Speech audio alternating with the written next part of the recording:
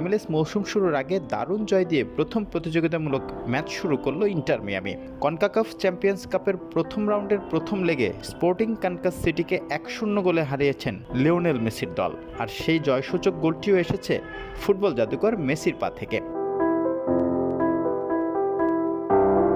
বৃহস্পতিবার children's mercy পার্কে কনকনে শীতের মধ্যে মাঠে নামে দুই দল। ম্যাচের সময় তাপমাত্রা নেমে গিয়েছিল -16 ডিগ্রি সেলসিয়াসে, যেখানে বাতাসের গতি ছিল প্রতি ঘন্টায় 9 মাইল। ফলে মাঠে অনুভূত হয়েছিল -24 ডিগ্রি সেলসিয়াস। কিন্তু তীব্র শীতও যেন মেসির ফুটবল জাদুতে বাধা হতে পারেনি।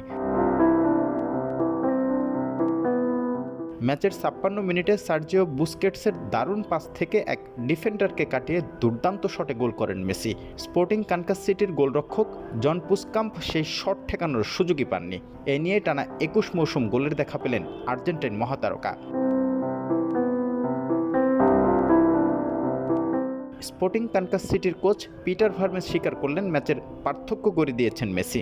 তার ভাষায়, একজন ব্যক্তি ছিলেন যিনি ম্যাচটি শেষ করে দিতে পারতেন, আর তিনি সেটি করেছেন। এদিকে ইন্টার মিয়ামির কোচ মাসচেরানো অবশ্য মেসির প্রশংসায় পঞ্চমুখ। এক শব্দেই তাকে ব্যাখ্যা করে বললেন, অবিশ্বাস্য।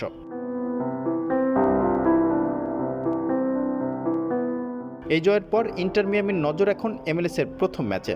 আগামী 23 ফেব্রুয়ারি নিউ ইয়র্ক সিটির বিপক্ষে মাঠে নামবে তারা। তাই মেসির পায়ের জাদু দেখতে অপেক্ষায় গোটা ফুটবল বিশ্ব।